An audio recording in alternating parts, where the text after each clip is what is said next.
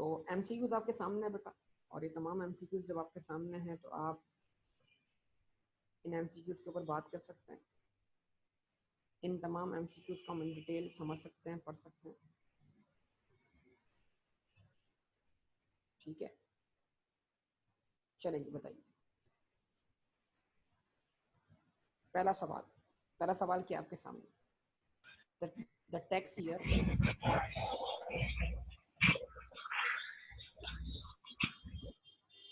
पहला सवाल क्या आपके पास, बताइए।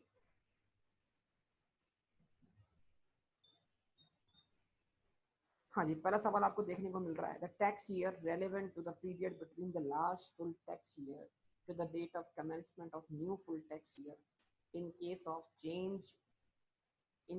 change of tax year with the permission of the tax department shall be number one option number 1 is special tax year. Option number 2, tax year determined by tax department. Option C, transitional tax year. Option D, none of the above. जी बेटा, option बोलिए आप, which one is correct. अभी तो start है, आहिस्ता आहिस्ता देखिए होता है क्या। जी बेटा बताइए, which option is correct, which option is correct? Yes, transitional tax year, transitional tax year, correct answer. Option C is the correct answer.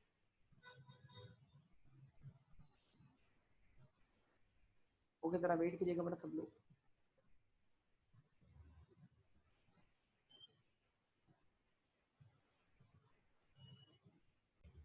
मैं रिकॉर्डिंग रिज्यूम करना भूल गया। रिकॉर्डिंग कहाँ रुकी थी भाई, मुझे तो याद भी नहीं आ रहा। चलें, अब इसको इसकी रिकॉर्डिंग की क्या जरूरत है, मैं वैसे बात कर। चले, तो ऑप्शन बी तो नहीं है, ऑप्शन बी तो नहीं है, बताइए। ऑप्शन बी तो नहीं है, बोलिए। तो option A is the correct answer. क्यों? इनकॉर्पोरेट कहाँ हुई है? पाकिस्तान में। जो कंपनी पाकिस्तान में इनकॉर्पोरेट हो गई, अब उसका कंट्रोल मैनेजमेंट पाकिस्तान में हो या ना हो, वो हर हाल में क्या है? रेजिडेंट है। जवाब दीजिए।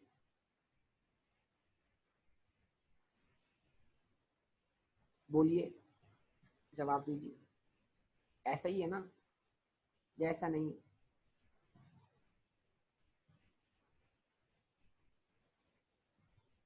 हाँ, अगर बी ऑप्शन में पार्टली की जगह होली लगा दी तो फिर बिल्कुल बी ऑप्शन भी करेक्ट हो जाएगा।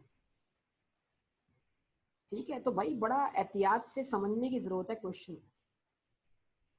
अब देखो कैसा घूम रहे हो।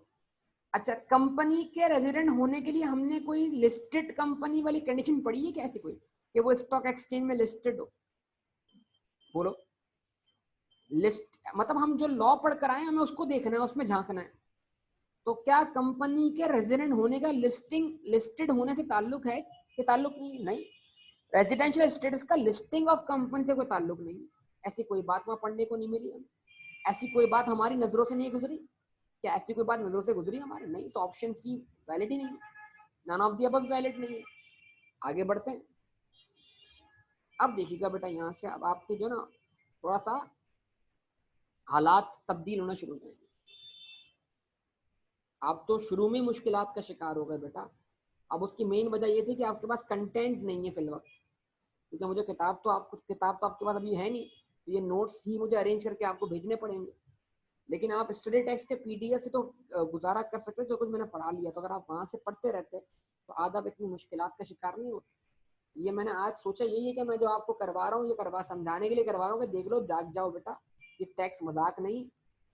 इतना सब कुछ रिपीट करने के बाद भी आप कितनी मिस्टेक्स कर रहे हो इसमें, ये देखो। अच्छा जी, ओके, नाउ आगे बढ़ते हैं, स्टार्ट करें अगला हिस्सा। 7 doctors having nationality of Australia.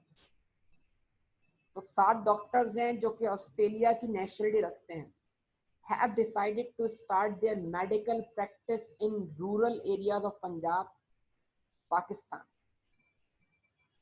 और वो पाकिस्तान में अपनी मेडिकल प्रैक्टिसेस करना चाहते हैं वो ऑस्ट्रेलिया से बिलोंग करने वाले। तो जरा बताइए पाकिस्तान क्यों आए? मतलब ऐसे ही अलग से बात कर रहा हूँ, एमसीक्यू अभी रीड नहीं कर रहा, जहां तक मैं रुक गया हूँ वहां तक आप भी रुक जाइए प्लीज। ये बताइए 7 डॉक्टर्स पाकिस्तान क्यों आ रहे हैं? एम्प्लॉयमेंट पर्पस के लिए या बिजनेस स्टैब्लिश करने के लिए?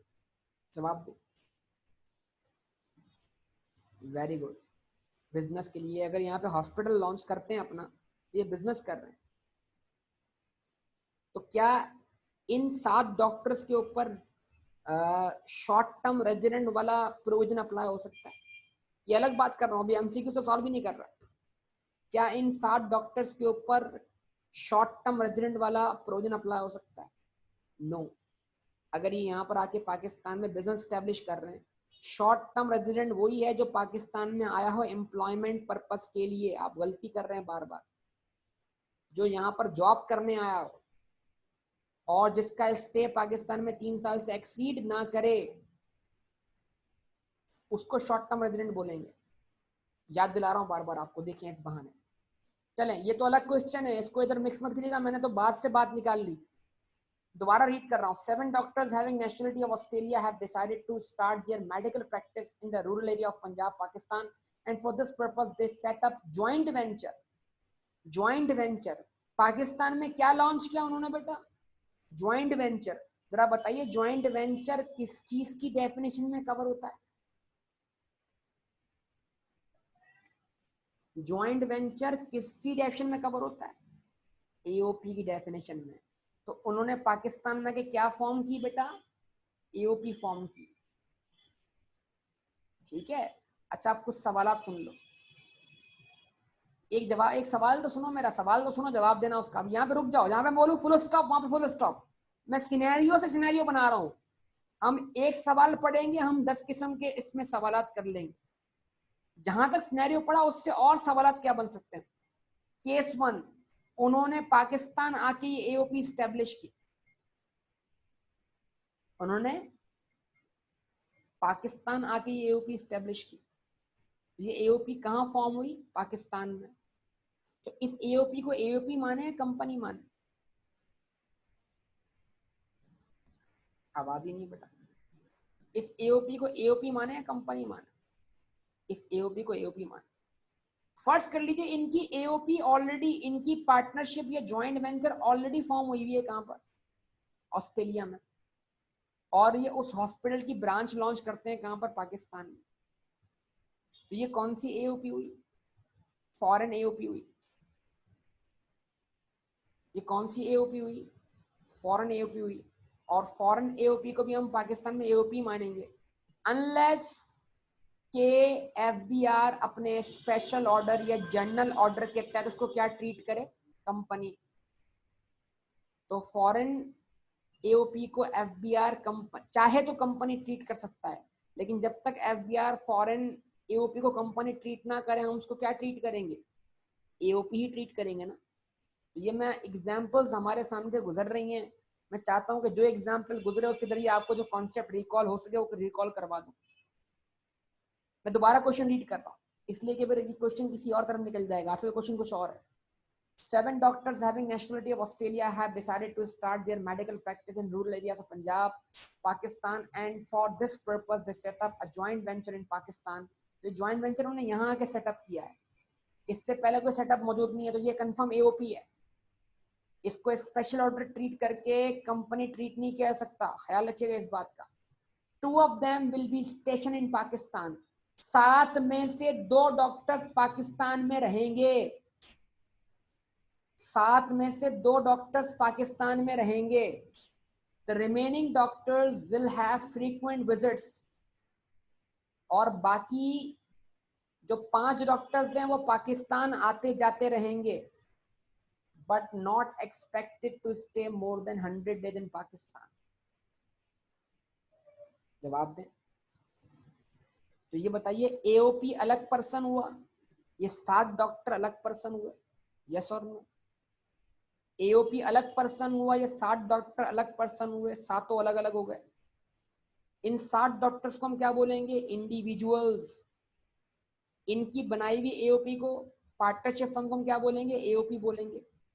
कॉन्सेप्ट बना लें, कॉन्सेप्ट बनाने का वक्त है बेटा, कॉन्सेप्ट बना लें। ऐसा ही इन 7 डॉक्टर्स का रेजिडेंशियल स्टेटस अलग डिटरमाइन होगा, इनकी एओपी का रेजिडेंशियल स्टेटस अलग अलग डिटरमाइन होगा, क्योंकि टैक्स में पार्टनर्स को अलग पर्सन माना गया है और पार्टनरशिप फर्म को अलग पर्सन माना गया है। आप सबके जवाब का मुंतजर हूं बेटा, बहुत सारी बातें निकल रही हैं, सोचें जरा, दिमाग चला लें। देखो लॉ कैसा घुमा रहा है हमें। अच्छा जी, तो इसका मतलब क्या हुआ, अगर क्वेश्चन हमसे डॉक्टर्स के रजिस्ट्रेशन स्टेटस की बात करता है तो हमें क्या देखना है, फिजिकल स्टे देखना है या कंट्रोल एंड मैनेजमेंट देखना है। अगर क्वेश्चन हमसे डॉक्टर के रजिस्ट्रेशन स्टेटस की बात करता है तो हमें क्या देखना है, फिजिकल स्टे देखना है या मैनेजमेंट एंड कंट्रोल देखना है, स्टे देखना है। गुड। और अगर क्वेश्चन हमसे एओपी के रेजिडेंशियल स्टेटस की बात करता है तो हमें पार्टनर्स का फिजिकल स्टे देखना है या कंट्रोल एंड मैनेजमेंट देखना है, या एओपी कहां फॉर्म हुई ये देखना है। एओपी की फॉर्मेशन कहीं भी हुई हो वो तस्करा यहाँ पे मौजूद नहीं है। क्या देखना है, कंट्रोल एंड मैनेजमेंट। अच्छा जी, कंट्रोल एंड मैनेजमेंट किसके हाथ में होगा, पार्टनर्स के हाथ में। कंट्रोल एंड मैनेजमेंट किसके हाथ में होगा, पार्टनर्स के हाथ में। और पार्टनर्स मीटिंग कहाँ करते हैं, अगर पार्टनर सारी मीटिंग पाकिस्तान से बाहर करेंगे तो कंट्रोल मैनेजमेंट पाकिस्तान से बाहर है। और अगर पार्टनर्स सारी मीटिंग्स पाकिस्तान में करते हैं तो कंट्रोल एंड मैनेजमेंट 100% पाकिस्तान में। और अगर पार्टनर्स कुछ मीटिंग पाकिस्तान में करते हैं, कुछ मीटिंग पाकिस्तान से बाहर करते हैं, तो पार्टली कंट्रोल एंड मैनेजमेंट कहाँ हुआ, पाकिस्तान में। तो एओपी के रेजिडेंट होने के लिए सिर्फ क्या चाहिए, 100% कंट्रोल मैनेजमेंट चाहिए या पार्टली कंट्रोल मैनेजमेंट चाहिए। पार्टली और होली, 100% तो तब भी अच्छी बात है, 100% ना हो, पार्टली भी कंट्रोल मैनेजमेंट कहाँ पर होगा, पाकिस्तान में। तो हम उस एओपी को क्या मान लेंगे, रेजिडेंट। ऐसे ही बेटा, ओके। अब आगे बढ़ते हैं। The remaining doctors will have frequent visit but not expected to stay more than 100 days in Pakistan. Around 50 Pakistani doctors will be employed by the joint venture. The joint venture will be considered as resident tax entity on which of the following ground. तो बताइए joint venture AOP की residential status की बात कर रहा है, तो बताइए the joint venture will be considered as resident tax entity in on which of the following grounds. Number 1, option check कीजिए बेटा। Option, most of the employ doctors are resident and the joint venture will also be resident without any condition. क्योंकि इस AOP के सारे employees Pakistani हैं, इसलिए इस AOP को भी रेजिडेंट मानना पड़ेगा। ऐसी कोई बात पढ़ने को मिली कि एम्प्लॉय अगर सारे रेजिडेंट हो तो एम्प्लॉयज अगर पाकिस्तान में टैक्स पर्पस में रेजिडेंट तो हाँ कंपनी को भी या आप एओपी को भी रेजिडेंट मानेंगे, ऐसी कोई कंडीशन पढ़ने को मिली नहीं। Option is not correct. If none of the meetings is held outside Pakistan, अगर पाकिस्तान से बाहर कोई भी मीटिंग ना हुई हो, ऑप्शन बी। तो अगर पाकिस्तान से बाहर कोई मीटिंग नहीं हुई तो इसका मतलब क्या हुआ, सारी मीटिंग्स कहां पर हुई हैं, पाकिस्तान में। यही मतलब हुआ ना इस बात। उसके बाद if permission is granted by commissioner to consider the joint venture as resident, बताइए क्या एओपी को रेजिडेंट मानने के लिए कमिश्नर की परमिशन लेनी पड़ती है, ऐसी कोई बात आपने पढ़ी? तो option C is not correct. If few और all of the meetings are held in Karachi, अगर कुछ मीटिंग्स कहाँ हुई हैं, कराची में, या तमाम की तमाम मीटिंग्स कहाँ हुई कराची। कराची कहाँ पर है भाई, पाकिस्तान में है ना। तो जनाब ऑप्शन सही कौन सा है, ऑप्शन बी भी सही है और ऑप्शन डी भी सही है। B and D both are correct, लेकिन ऑप्शन बी इज वेग। तो अगर कोई एक चूज करना हो कोई एक चूज करना हो, ठीक है, कोई एक चूज करना हो तो भी डी चूज करेंगे, डी, पार्टली और होली। देखो डेफिनेशन कौन सी है, अगर मैं डेफिनेशन को चूज करता हूं तो मैं क्या चूज करूंगा, पार्टली और होली।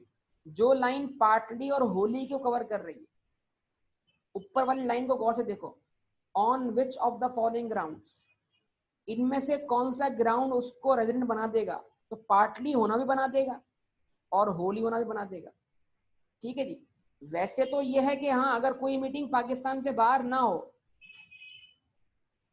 भाई कोई मीटिंग पाकिस्तान से बाहर ना हो तब भी रेजिडेंट बन जाएगा ना, लेकिन बी पॉइंट के अंदर एक पॉइंट मिसिंग है बेटा, कराची क्या पाकिस्तान से बाहर है बेटा, कराची पाकिस्तान ही है ना, कराची पाकिस्तान से बाहर माना जाएगा। अब नवाज बेटा ये बताओ, अब Nawaz Karachi is part of Pakistan और not?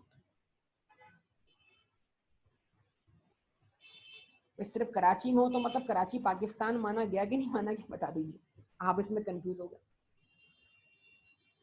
Karachi part of Pakistan है कि नहीं? तो अब बात क्या है कि अगर मुझे कोई एक ऑप्शन चूज करना है, तो देखो समझो वो ग्राउंड पूछ रहा है, ग्राउंड पूछने का मतलब क्या है कि which of the following grounds, तो किसी भी एओपी के रेजिडेंट बनने के ग्राउंड क्या है, तो किसी भी एओपी के रेजिडेंट बनने के ग्राउंड ये है कि पार्टली या होली। तो जो ऑप्शन पार्टली या होली की बात कर रहा है वो ऑप्शन करेक्ट है, ठीक है। बी से भी वो क्या कहते हैं एंटिटी पाकिस्तान में रेजिडेंट बन जाएगी, लेकिन बी में एक बात की गई दूसरी बात नहीं की गई, ठीक है। तो option D is the correct answer. किस ऑप्शन डी में किस बेस से बोल रहा हूं, डेफिनेशन की बेस पर। उम्मीद है बात समझ में आ रही होगी सब लोगों को बेटा, जवाब दें, क्या क्लियर है बेटा सबको? Option D is the correct answer.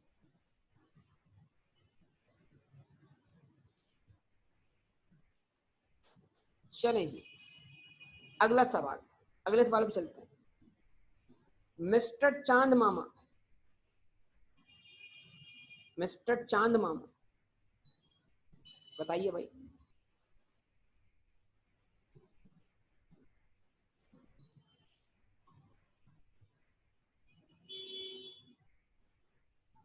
Mister Chand Mama is a citizen of Pakistan, ठीक है जी।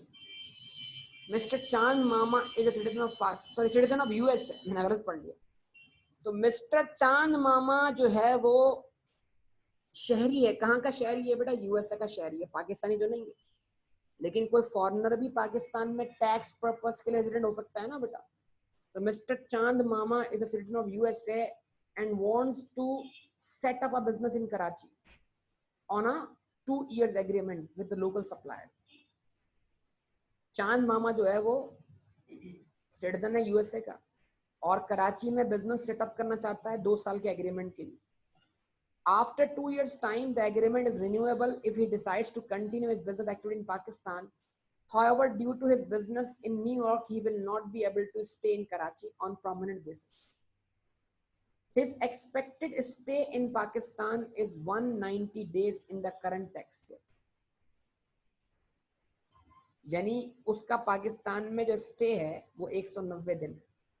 He wants to know as to whether he will be considered as a short-term resident on any of the following basis. तो क्या चांद मामा के short term resident बनने की गुंजाइश है या गुंजाइश ही नहीं? जवाब दीजिएगा। नंबर 1 पढ़ते हैं।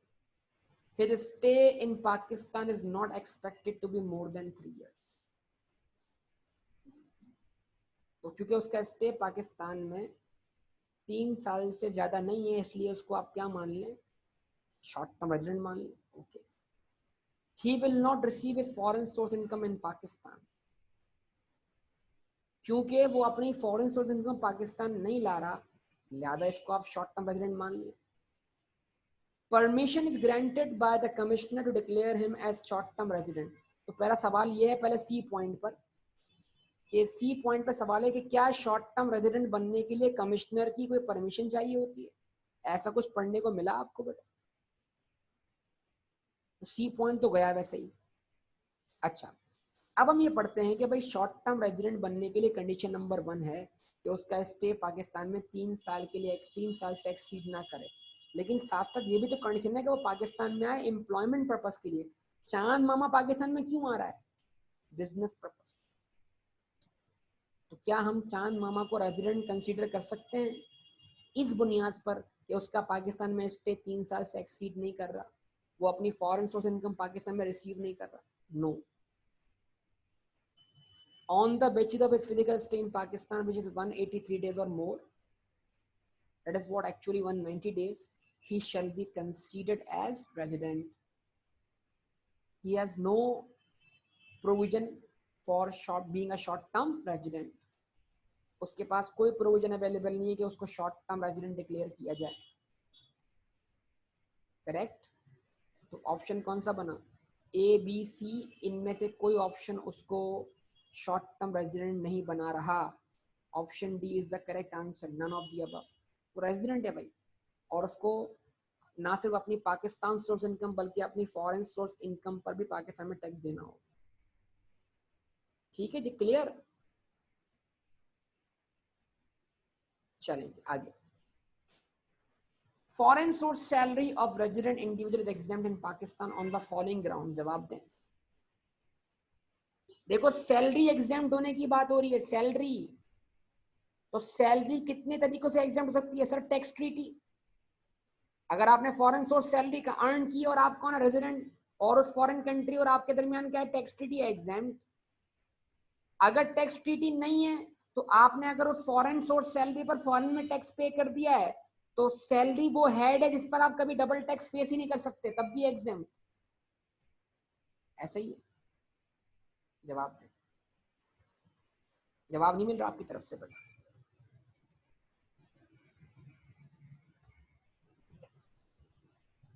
जवाब नहीं मिल रहा आपकी तरफ से। तो क्या 10 का आंसर क्या होगा बताइए? 10 का आंसर क्या होगा?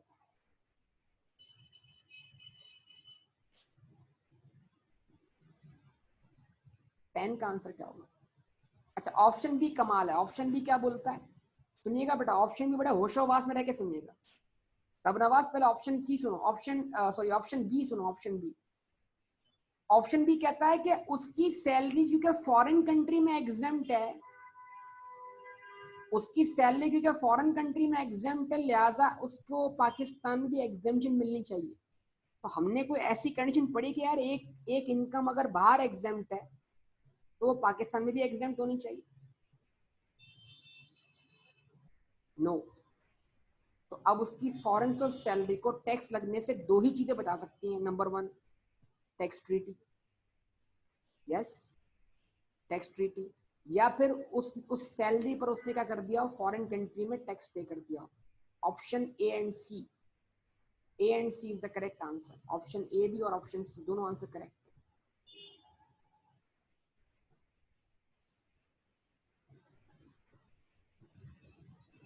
हाँ जी, बताइए।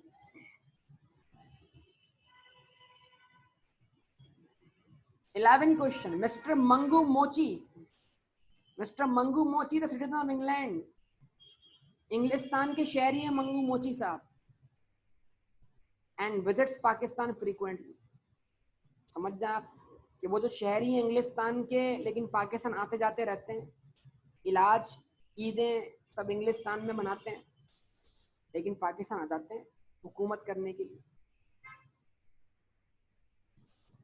मिस्टर मंगू मोची is a citizen of England, हैं शहरी वहीं के, वो हुकूमत करने पाकिस्तान आते हैं, ईदें वगैरह सब वहीं मनाते हैं।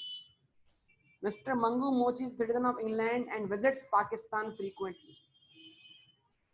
He intends to set up a business in Lahore and he is concerned about his tax status. वो अपना बिजनेस लाहौर में सेटअप करना चाहते हैं।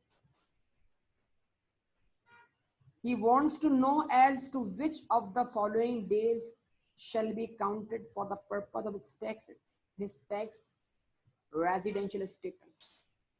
उनको परेशानी है कि अगर मैं पाकिस्तान में रेजिडेंट बन गया तो फिर मुझे ना सिर्फ अपनी पाकिस्तान सोर्स इनकम बल्कि अपनी इंग्लैंड वाली इनकम पर भी पाकिस्तान में टैक्स देना पड़ेगा। तो बताओ जरा कौन कौन से दिन काउंट होंगे। तो इनकम टैक्स रूल्स वाला पॉइंट पूछ रहा है आपसे वो। तो पहला ऑप्शन जरा देखिएगा, ऑप्शन नंबर ए देखिएगा, कमाल ऑप्शन है। Days he spends in England but busy in the planning of business setup in Lahore। जब वो इंग्लैंड में था लेकिन सोच रहा था पाकिस्तान के बारे में। जिस्मानी तौर पे इंग्लैंड में था, रूहानी तौर पे पाकिस्तान में था। तो रूहानी तौर पे पाकिस्तान में आने से क्या उसका पाकिस्तान में स्टे काउंट होगा? वो खुद इंग्लैंड में था जिस्मानी तौर पे, रूहानी तौर पे पाकिस्तान में था। जैसे आप क्लास में बैठे होते हैं जिस्मानी तौर पर, रूहानी तौर पर आप कहीं और निकल जाते हैं। रूहानी तौर पे आप क्लास नहीं ले रहे होते, फ्लाइट मोड पर। तो वो दिन जो उसने गुजारे इंग्लैंड में लेकिन सोच पाकिस्तान के बारे में रहा था, तो क्या पाकिस्तान के बारे में सोचना इंग्लैंड में बैठे बैठे भी उसको रेजिडेंट बना देगा? ऐसी कोई कंडीशन पढ़ने को मिली हमें? नहीं होगी। Okay. days in Karachi for meetings with the prospective customers before the start of the business। वो दिन जो उसने कस्टमर्स के साथ मीटिंग में गुजारा है, हालांकि अभी बिजनेस शुरू नहीं हुआ, क्या वो दिन काउंट होंगे? बिल्कुल काउंट होंगे। Yes. A day in transit in Karachi while he was going to Dubai from London। तो वो लंदन से दुबई जा रहा था लेकिन उसका जहाज पाकिस्तान में स्टे कर गया, लेकिन वो एयरपोर्ट से बाहर नहीं आया, वो एयरपोर्ट में रहा। उसकी फ्लाइट जो थी चेंज हुई और वो दूसरी फ्लाइट पकड़ के चला गया, तो पाकिस्तान में एंटर नहीं हुआ। उसके क्या कहते हैं पासपोर्ट पर पाकिस्तान की एंट्री रिकॉर्ड ही नहीं हुई। तो क्या डे इन ट्रांजिट काउंट होगा? नो। ठीक है, डे इन ट्रांजिट काउंट नहीं होगा। उसके बाद few days in Pakistan without any business activity due to religious holidays। और पाकिस्तान में उसका काम रुक गया, बिजनेस एक्टिविटी रुक गया, लेकिन कुछ दिन उसने पाकिस्तान में गुजारे जो कि रिलीजियस हॉलीडेज थे, उसकी वजह से वो पाकिस्तान में स्टे कर गया था। तो क्या वो दिन भी काउंट होंगे? काउंट होंगे। तो option B and D is the correct answer. B and D, B भी काउंट होगा और डी भी काउंट होगा। तो मंगू मोची साहब का मसला आपने हल कर दिया। मंगू मोची ये सोच सोच के परेशान हो रहे थे कि भाई जो मैं इंग्लैंड में बैठ के सोच रहा हूँ पाकिस्तान के बारे में, तो मंगू मोची साहब को थोड़ा इंस्पायरेशन लेनी पड़ेगी अल्ताफ भाई से। एक वक्त था अल्ताफ भाई वहीं से बैठ के सोचते थे, वो काम पाकिस्तान में हो जाता था। 12 रिकॉर्ड हो रहा है। ओके जनाब। मिस्टर ए, पढ़ो अगला एमसीक्यू बेटा। एमसीक्यू नंबर 8 पढ़ूं बेटा, सॉरी 12 पढ़ूं बेटा।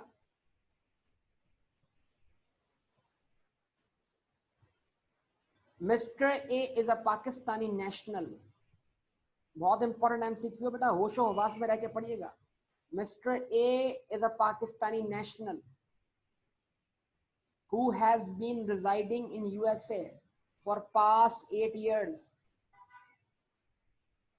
मिस्टर ए पाकिस्तानी नेशनल है जो कि अमेरिका में रह रहा है 8 साल से, and never visited Pakistan during this period.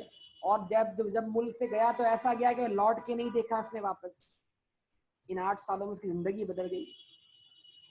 इन 8 सालों में उसने बहुत कुछ सीखा। इन 8 सालों में उसको मुल्क की कदर हो गई और अब ये पाकिस्तान वापस आना चाह रहा है। He arrived in Pakistan on 27th March 2018 and received his salary for the period up to February 2018 from US employer in Pakistan. For the year ended 30th June 2018, his salary from USA employer will be। जरा बताइए कि जब पाकिस्तान लौट कर आया है तो पाकिस्तान लौट कर आने से वो कौन सी डेफिनेशन में फॉल कर गया, वो कौन सी डेफिनेशन में फॉल कर गया। ठीक है, तो वो उसने जो फॉरेन सोर्स सैलरी रिसीव की पाकिस्तान आकर, वो टैक्सेबल होगी under the head of salary. ऐसा होगा। ऑप्शन ए है, आप देख के बताइए। फॉरेन सोर्स सैलरी रेजिडेंट की एग्जेम्प्ट ही होती है, ऐसा कुछ पढ़ा हमने क्या? हर रेजिडेंट की फॉरेन सोर्स सैलरी एग्जेम्प्ट होती है?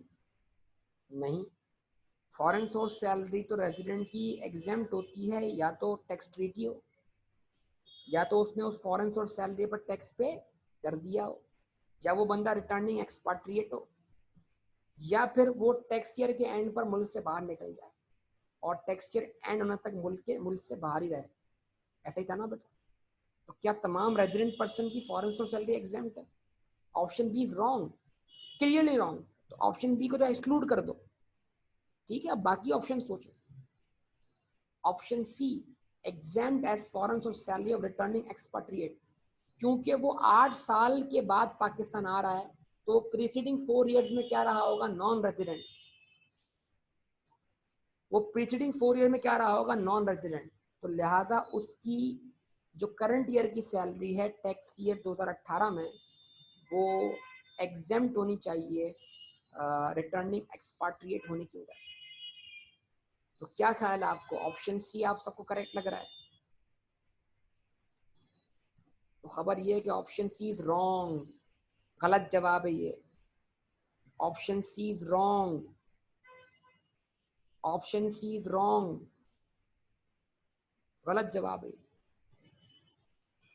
आप लोगों ने गलत किया। टैक्स ईयर 2018 में वो रेजिडेंट ही नहीं है, वो नॉन रेजिडेंट है भाई। कब लौट के आया पाकिस्तान? 27 मार्च को। 27, 28, 29, 30, 31, 5 दिन मार्च के, 30 दिन अप्रैल के, 31 दिन मई के, 30 दिन जून के, 91 दिन ये हो गए, 5 दिन और लगाओ, कितने दिन हुए? 96 डेज। हिज फिजिकल स्टे, गौर से सुनना, his physical stay in Pakistan during tax 2018 was only 96 days, and he has no previous records of stay in Pakistan. Therefore, he should be considered as non-resident. He should be considered as non-resident in tax year 2018. ये non resident है 2018 में।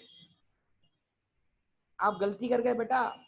तो non resident person की तो foreign source income वैसे exempt होती है। Non resident person से तो सिर्फ और सिर्फ पाकिस्तान सोर्स इनकम के मुतालिक सवाल होगा। तो बेटा option C is not correct, क्योंकि जब आप रिटर्निंग एक्सपेक्टेड वाला पैराग्राफ पढ़ोगे तो उसमें क्या लिखा हुआ था कि अगर एक शख्स करंट ईयर में रेजिडेंट है और पिछले 4 इयर्स में क्या था वो, 4 प्रीसीडिंग टैक्स में क्या था वो, नॉन रेजिडेंट, तो फिर उसकी करंट ईयर की और फॉलोइंग ईयर की फॉरेन सोर्स इनकम क्या होगी? एग्जेम्प्ट होगी। ये बंदा तो करंट ईयर में भी क्या है? नॉन रेजिडेंट है बेटा। जवाब दें, क्या ये बात पिक की आप लोगों ने? सब खामोश हो गए अब तो बेटा। कैसे कैसे डिसीविंग पॉइंट आ गए देखें। सबसे पूछ रहा हूँ, हर एक फर्ज से पूछ रहा हूँ। गलतियां पता लग रही हैं? देखें हम क्या क्या गलतियां करते हैं, सिनेरियोस के अंदर हम क्या क्या मिस्टेक्स कर रहे हैं। देखें हमारी आंखों में धूल कैसे फेंकी जा रही है। अब सुने एक बात और, एक बात और ऐड कर रहा हूं इसके अंदर। इस बंदे पर रिटर्निंग एक्सपाट्रिएट का प्रोविजन अगले साल से अप्लाई होगा।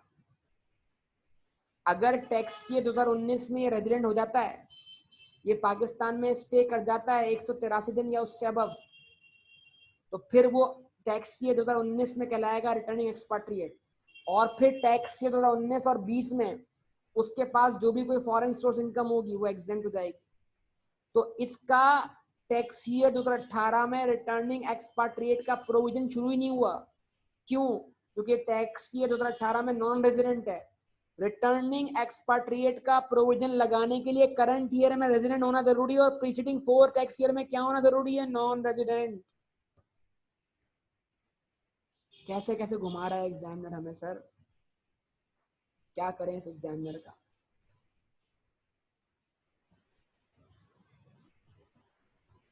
ऑप्शन डी करेक्ट हो गया, none of the above is correct. इनमें से कोई एक भी करेक्ट नहीं। अगला सवाल, तैयार है? देख रहे हैं एमसीक्यूज, टर्निंग पॉइंट आ गया एमसीक्यूज के अंदर। मतलब शुरू वाले तो आसान थे, आहिस्ता आहिस्ता लेवल बढ़ना शुरू हो गया। चले जी, 13 एमसीक्यू पढ़ रहा हूं बेटा। इन the tax year 2018 mister Bihari Lal was present in Pakistan for 85 days before he was posted abroad by his employer employer बताया नहीं है बेटा। अगर एम्प्लॉयर गवर्नमेंट है तो फिर अलग बात है, और अगर एम्प्लॉयर गवर्नमेंट नहीं है तो फिर अलग बात नहीं है। अगर आप अपनी सीए फर्म की तरफ से सेकंडमेंट पे जाएंगे बाहर 3-4 महीने के लिए, तो आप गवर्नमेंट एम्प्लॉय पोस्टेड अब्रॉड है? नहीं बेटा, आप तो प्राइवेट कंपनी के एम्प्लॉय हैं, प्राइवेट इदारे के एम्प्लॉय। समझे बात को या नहीं? तो गवर्नमेंट एम्प्लॉय पोस्टेड अब्रॉड को हम रेजिडेंट मानेंगे irrespective of its physical stay in Pakistan. तो in the tax year 2018 mister Bihari Lal was present in Pakistan for 85 days before he was posted abroad by his employer on official assignment for a period of 2 years. In which of the following cases will Bihari Lal be considered as resident in accordance with the Pakistani tax laws for the tax year 2018? अगर mister Bihari लाल का पाकिस्तान में stay 85 दिन है, उसके बाद उसको पाकिस्तान से बाहर पोस्ट कर दिया गया है और वो 2 साल तक पाकिस्तान से बाहर रहेगा, तो क्या फिर भी मिस्टर बिहारी लाल के रेजिडेंट बनने की गुंजाइश है? चले पढ़ते हैं। He is an employee of a company which is incorporated in Pakistan. क्योंकि इसकी कंपनी पाकिस्तान में इनकॉर्पोरेट हुई है, क्योंकि इसकी कंपनी रेजिडेंट, तो एम्प्लॉय का भी रेजिडेंट मानना पड़ेगा। ऐसा कुछ पढ़ा हमने? अगर कंपनी रेजिडेंट है तो एम्प्लॉय भी रेजिडेंट बन जाएगा? ऐसा कुछ है क्या भाई लॉ में? ऐसा कुछ भी नहीं है लॉ में यार।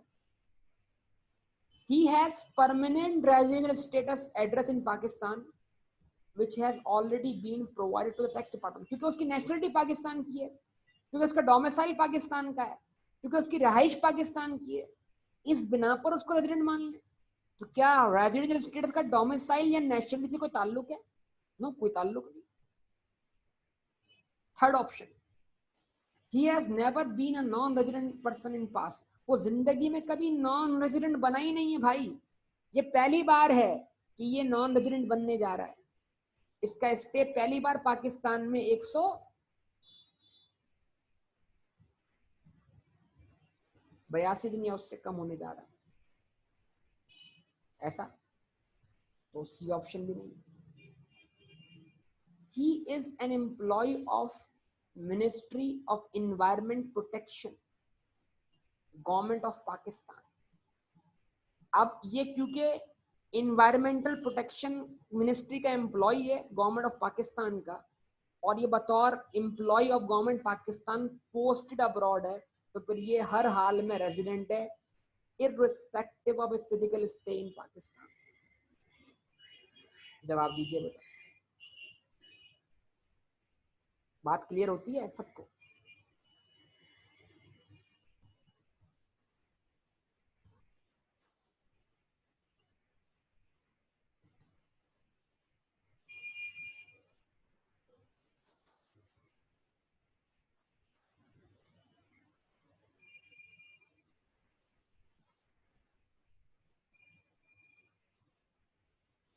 हाँ जी बोलिए Abdullah. 14 question. What is the minimum number of days for which an individual has to be present in Pakistan during a tax year to be treated as resident for the tax year? एक शख्स को पाकिस्तान में, एक individual person को पाकिस्तान में resident बनने के लिए क्या क्राइटेरिया पूरा करना पड़ेगा? 120 days कंटिन्यूअसली और इन डिफरेंट पीरियड्स। 120 दिन लगातार, या 10 दिन गुजारे पाकिस्तान में 20 दिन के लिए चला गया, फिर 30 दिन गुजारे पाकिस्तान में 10 दिन के लिए चला गया। इस तरह करते करते ओवरऑल जो इसका सम है टैक्स ईयर में वो 120 दिन या उससे अबव है। और पिछले 4 टैक्स ईयर में जो इसका स्टे है and 360 days during preceding 4 tax year. उसके बाद 120 days continuously during a tax year. उसके बाद 183 days continuously or in different periods during a tax year. 182 days continuously or in different period during a tax year. हाँ भाई, कौन सा option, कौन सा ऑप्शन, कौन सा ऑप्शन?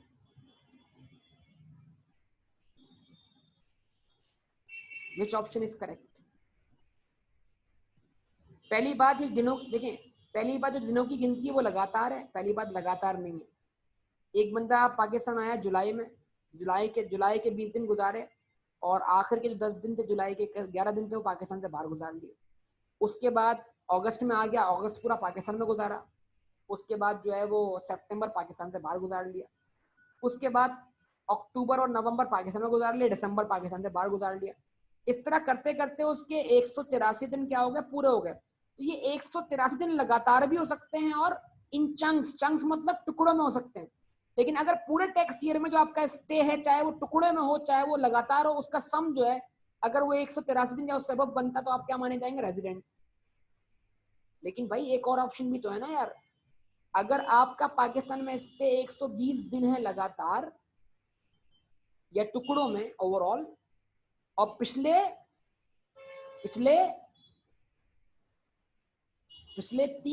4 टैक्स ईयर्स में, पिछले 4 टैक्स ईयर में आपका स्टे पाकिस्तान में कितना होना चाहिए, 365। बेहतरीन बात। और ऊपर क्या लिखा हुआ है, ऊपर तो सर 360 लिखा हुआ है।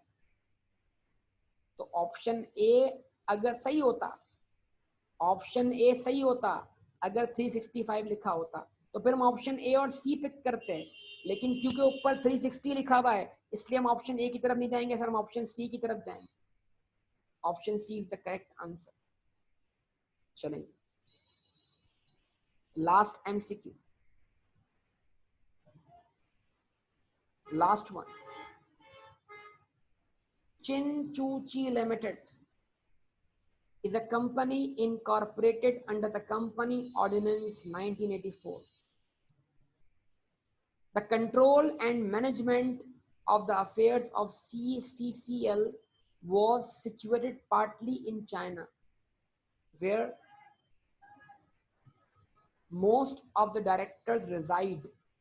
एक कंपनी CCCL जो कि पाकिस्तान में इनकॉर्पोरेट हुई है, लेकिन उसका कंट्रोल एंड मैनेजमेंट पाकिस्तान से बाहर है। तो क्या ये कंपनी क्या है, रेजिडेंट है? क्या ये कंपनी नॉन रेजिडेंट है? क्या ये कंपनी शॉर्ट टर्म रेजिडेंट है? तो बताइए कंपनी में कोई शॉर्ट, पहले बताइए कौन कंपनी में क्या कोई शॉर्ट टर्म रेजिडेंट का कॉन्सेप्ट पढ़ा आपने?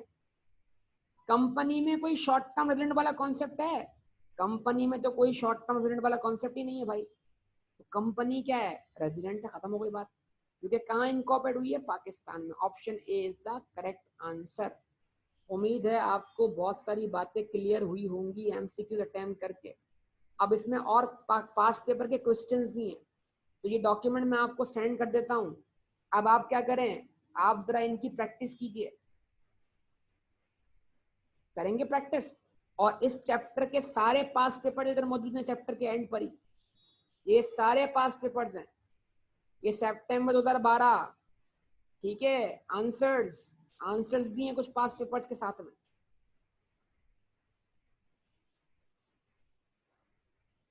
तो भाई बराए मेहरबानी पढ़ें और अच्छा पढ़ें, क्लियर लेके चलें। अगर आप कंफ्यूज रहेंगे तो आपको आगे पढ़ने में बहुत डिफिकल्टी होगी। अगर आप टेक्स्ट को आगे सही अच्छे से पढ़ना चाहते हैं तो पिछले सारे कॉन्सेप्ट क्लियर होने चाहिए। इसलिए मैं आज रुक गया और मैंने दोबारा आपको ये सब कुछ रिवाइज करवाया। तो बेटा ये सर खालिद पेटीवाला की किताब ही है, बिल्कुल उसमें सब कुछ मौजूद है। अगर आपके पास बुक अवेलेबल तो आप बुक ही लें, अभी मजबूरी है, किताब हम ले नहीं सकते तो हम इसको इस तरह पब्लिश कर रहे हैं।